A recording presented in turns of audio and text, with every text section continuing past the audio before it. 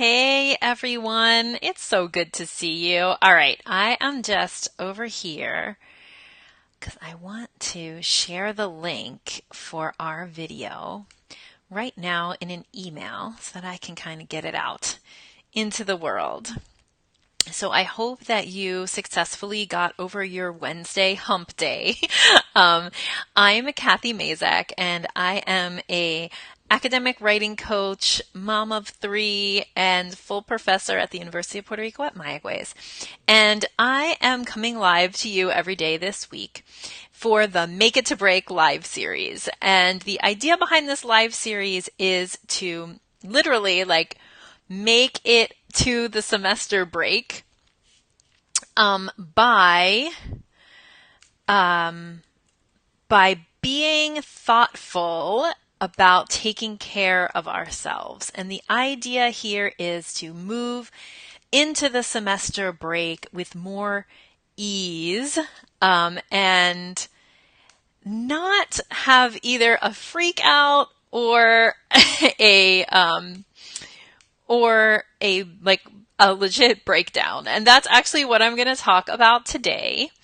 I want to give you a little bit of history, of my life as a professor and how I've managed to handle the stress and all the competing things pulling at my time, not just as a professor, but as a parent professor, as a mom professor. And I really want to have kind of a very straight up talk about rest today. So rest sounds like one of those things that this elusive, right, self-helpy kind of thing, right? Like, oh yeah, if you're feeling bad, you should rest. But I want to tell you a couple of stories and see if I can give you some kind of concrete tools for resting because it is definitely more complicated than it sounds. So if you're joining me live, please go ahead and say hello and let me know where you're joining from.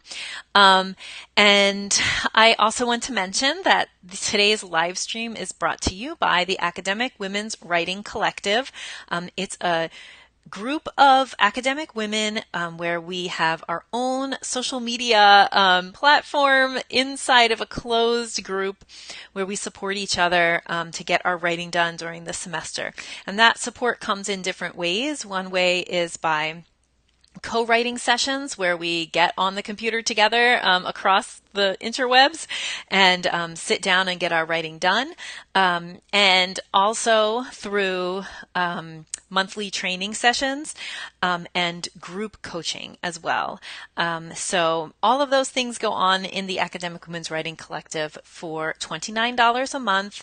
It's a very small investment in yourself and in your writing, which is such an important part of your academic life. So feel free to click through and check it out and ask me any questions that you might have here in the comments or in the I Should Be Writing Facebook group as well. So let me start by telling the story of baby number 2. So I have 3 kids, and my second child was deliberately planned to come about 3 years after my first. We were very lucky that that was what we wanted to do and that the plans worked out.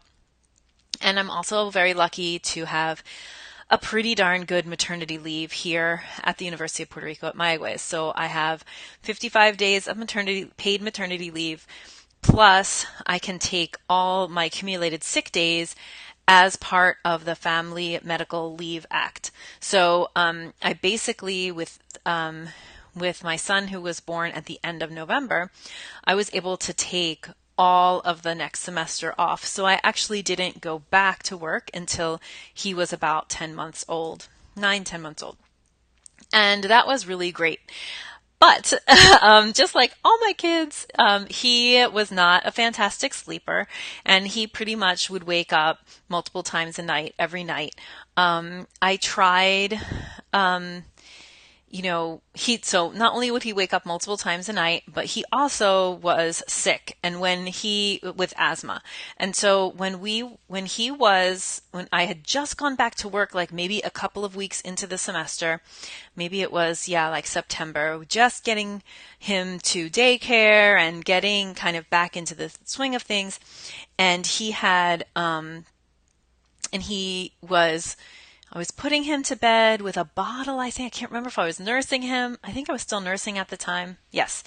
And he was like almost asleep, and he sat up and he threw up and he turned gray and basically stopped breathing. He didn't stop breathing completely, thankfully, but he sure looked like he stopped breathing to me. And I pulled my 3-year-old out of bed, and my husband was just coming home at that time, and we all jumped in the car, and thankfully the hospital was super close. And we got to the hospital. He just continued to throw up and was this really horrible color. And basically had just had such bad asthma that he was barely getting any oxygen. That led into us being in the hospital for a week. And that week, well, basically in the hospital in Puerto Rico, like the mom, it can't just be any parent, it has to be the mom, has to stay with the baby or the child the whole time. But there's no place for the mom to sleep. So there's just like a chair, and then there's the crib where the baby's supposed to be. So basically for a week, after having not slept well for the first year of baby's life, and then started work again, and then all those things, right? I spent, like a week or 10 days sitting in a chair and not sleeping, and being very worried about this poor kid, who, I was nursing still, and who was hooked up to all these machines and everything. And they kind of felt like they wouldn't let us get out of the hospital, and I was just completely overly exhausted. So that's how I started my first semester back from maternity with my second baby. So if you think about your level of reserves, I guess, your rest level that you've gotten, you have some kind of amount of reserves, right? I was completely at tank empty. And then I continued to kind of do the semester. So that happened in September. He continued to be off and on really bad with asthma and ear infections and things like that, all this kind of upper respiratory stuff, for the rest of that semester, which meant he didn't sleep. And I basically was in charge of him at night. And it was absolutely the most exhausted I've ever been. So we were getting towards the end of the semester, and I remember being on the phone with my sister and saying, I don't think that I can be at home anymore. I think that I need to rest so badly. I think that I need to go to the hospital. That's what I said to my sister, and my sister was like, maybe you should go to the hospital. But what I decided to do instead of going to the hospital was, because I did have a 3-year-old and the baby, right? What I decided to do was that I had some time saved up, because we do accumulate sick days. And so even though I had used all my sick days from maternity leave, I had 2 weeks of sick days left. And I decided to take them. So I went to the doctor. I had her write me a note that said that you need to be off work because you're exhausted. And I took 2 weeks off in the middle of the semester, in late October, early November, probably early November, and then was able to just, kind of fake my way through the end of the semester after that. And then after that, so after my 2 weeks of just taking the kids to daycare and then coming home and resting every day, I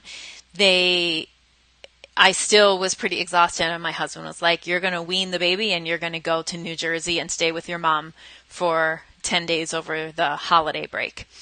And I'll take the kids to my mom's house, and you just go up there and rest. So my mom came, we weaned the baby, and I left the country. I was and the whole purpose